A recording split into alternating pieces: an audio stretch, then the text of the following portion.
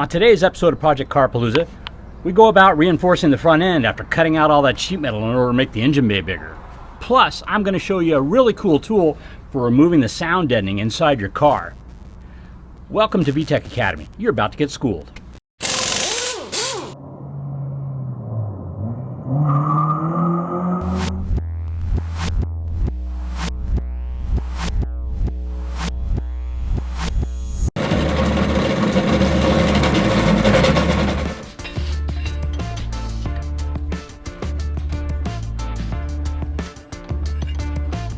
So, today my only helper is Keturah Corbin. Keturah is a land speed racer from a while back. He drove the Honda RSX, and her dad was my main crew dude on my Insight, and also has his own records in the Insight. R.I.P. Insight.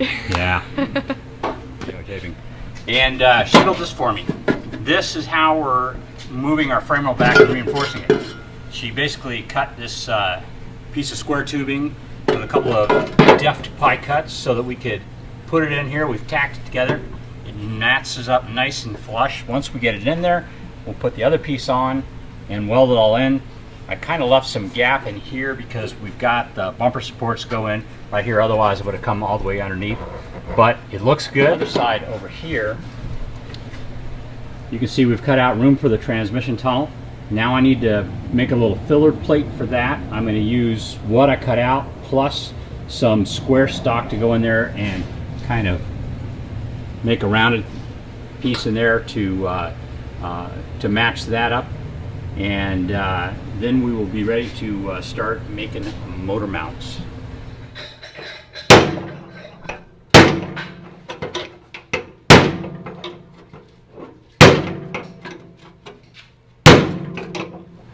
Last week you and Keturah made your reinforcement piece, and so what we were doing is we're kind of contouring this part inside the frame, and so from my understanding is it's going to reinforce the framework here, and they're going to be able to attach your motor mounts to this inside the framework. And so what Brian was having me do was hammer in the body some so I can get this a little bit more flush in here, so we'll still have the clearance in front of the timing belt side.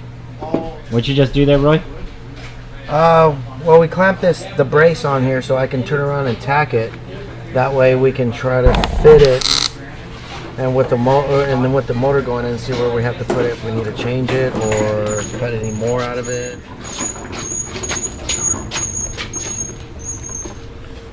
A little bit on. Oh yeah.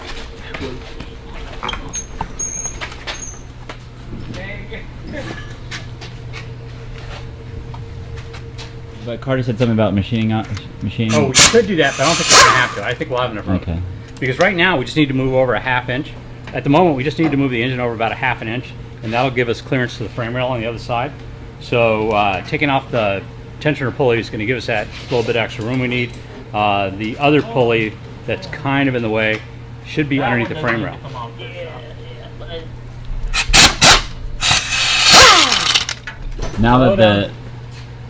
Now that that pulley's off, you're going to be able to push the engine over more? Yes. It'll again. Go ahead. All right, down.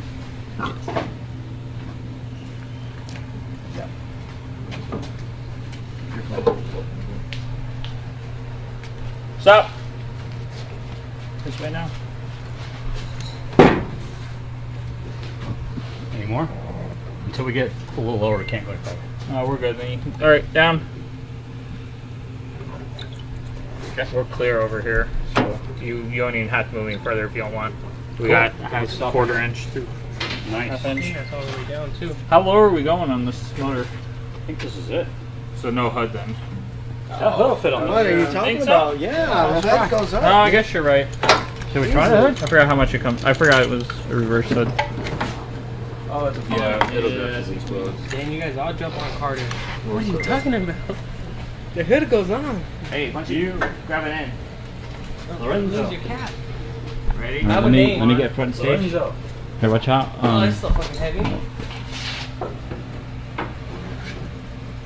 No problem. Wow. Oh, hey, Dude. let's go back a little bit. Mine's perfect. Yours is not perfect. That's how high it is in the Yeah. front. So, You still got Oh wow. Still got room? Because the motor's gonna torque up. Oh shoot! Dang. Okay. This is exactly why I It's think the actually L15 will right, fit in this car. right here. I think the L15 will fit Right no here. problem. It's touching Cool. right here. It touched? It's just barely touching right here. That's okay. Is there webbing? Yes, Let go. Let go. Oh, actually, Here, let go. we're supposed to be up. Yeah. It's supposed to be You at. go up a little bit. I guess you're 'Cause putting a that's scoop on resting it. on it. That's resting on it. Now move up how high you're supposed to go. That's above it.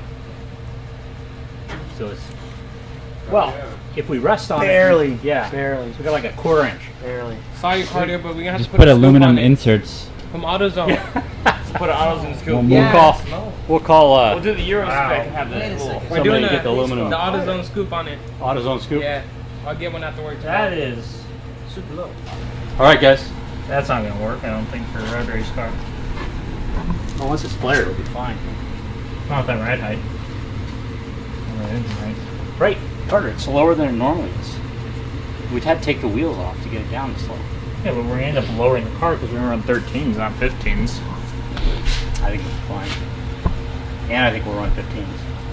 Why 15s? Huh? No, why 15s? Because that'll be a wide enough tire. The 13 will too.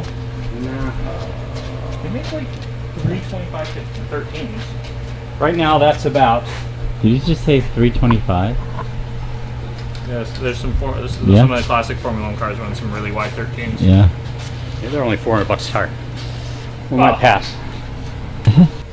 So right now we're sitting at Push them in. Or they don't go? 7.5 inches push it above the together. ground. Yeah. So it's flat. So we could probably lose about 2 of those inches pretty easily without much danger of hitting anything. You know,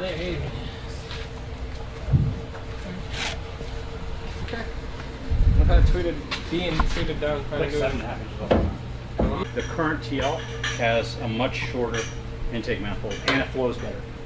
So we can Yeah. use that, bring the engine up even further. I like that. Because this would be the ride height then. Because that's how low the pan needs to sit. Well, it doesn't. No, it's 7.5 inches off the ground. You can get away with probably 5. Oh. Look how So- tall the chassis is. If we were going to have the chassis up off the ground, it's taller than my Integra. So look at the jack points. The jack points are still a mile off the ground. Well, one of the things about the bike kit that we've chosen has skirts on it, Oh, yeah. so it won't look nearly that high. True. But if we do the different manifold, we can Yeah. come up. We can come up another 2 inches probably. Do we have room with the tranny over there coming to Yeah, that? man. Oh yeah, you have Yeah, easily. Yep. 3 4 fingers. All right. So Okay. our J series mounts actually have an offset. It's funny, when I grabbed the mount, I thought I had grabbed the correct one. I didn't. This one offsets the mount forward, which puts it out of the way of our frame rail. So we can come up a more reasonable inch rather than 2 inches. With this reasonable inch, we can get the clearance we want, and I think be able to pretty easily make brackets. Gave me tricky nifty little spacers and put our mount in here. From that, I made a couple of paper patterns marking the center of the hole on my brackets there. From this, I will make a bracket that goes in, comes back, has a couple of legs that will bolt down, and then I'll also have it come back here and bolt in here. So that's something I haven't determined yet. Basically, I'm doing this the old school way. Nowadays, what we do is we get the ferro arm out, and we do some measuring with that. And from that, I make my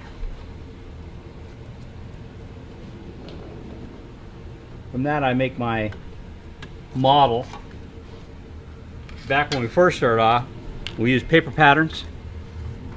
I think we call this CAD, cardboard aided design, and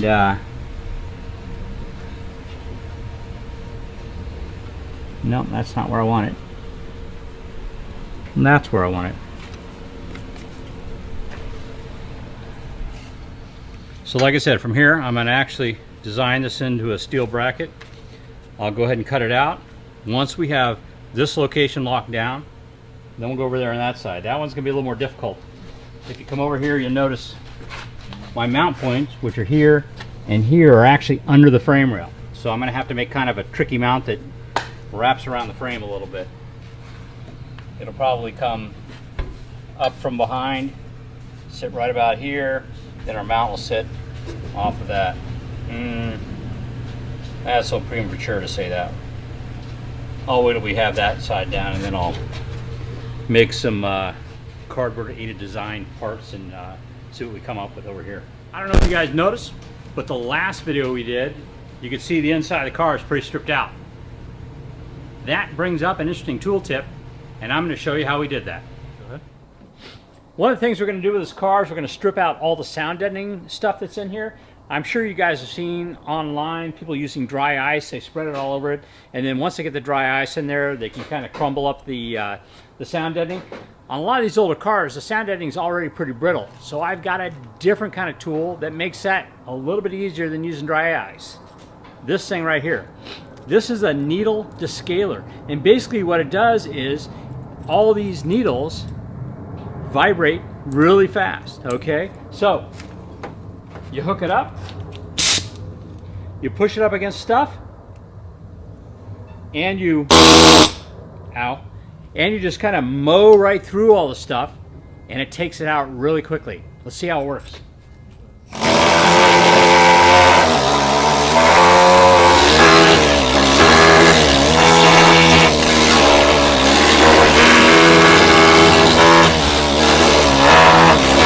This is the first chance I've got to use a needle descaler.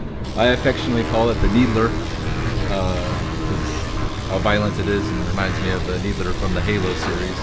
But it works great. I've tried doing the old style of taking out the sound deadening, and I gave up because it wasn't working too well. But if I had one of these, it would definitely have worked before.